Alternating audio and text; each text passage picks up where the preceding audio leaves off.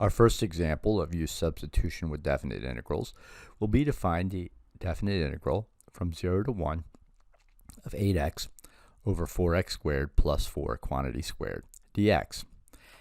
Just to establish, this is a good candidate for U-substitution based on the difference in powers between x squared in the bottom and x in the top. Let's take a look at method number 1 first. So just like the indefinite integrals, we will use U-substitution, and I'm going to replace 4x squared plus 4, and that's going to be u, and du is equal to 8x dx, which fits real nicely up in here. Set up the definite integral with u, and since the bounds are in terms of x, we'll rewrite x equal to the number for clarity. So I'm going to have x equals 0 here and x equals 0 here, just to keep it clear. Doing our u substitution, we'll have 1 over u squared du, and that's going to equal to negative 1 over u. You might want to pause the video and just integrate that on yourself to make sure, but at this point we assume you know how to integrate 1 over u squared du.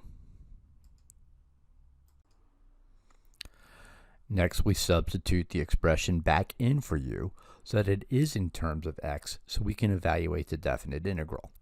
So u was equal to 4x squared plus 4, so we plug that back in, and we evaluate this going from 0 to 1, which gives us a final answer of 1/8.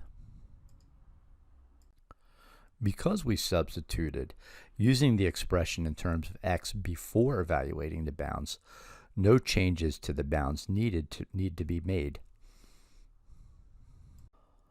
Now let's go through this example again while changing the bounds of integration, putting them in terms of u.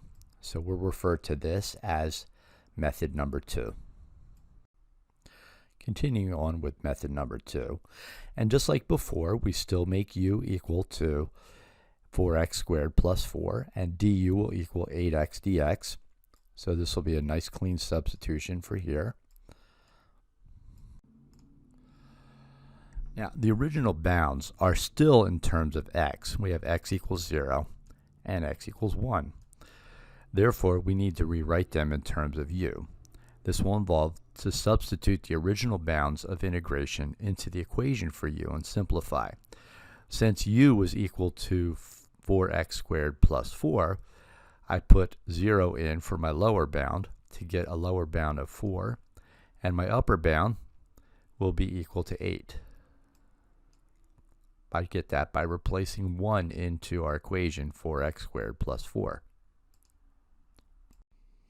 Now that we have our new bounds of 8 and 4, we can integrate, set up the definite integral, and integrate in terms of the new bounds of u.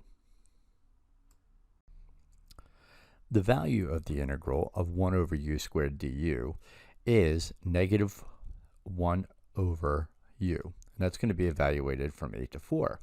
So using my upper bounds to get negative 1/8 minus the lower bound of negative 1/4 still gives us a value of 1/8, just as we did with method number 1.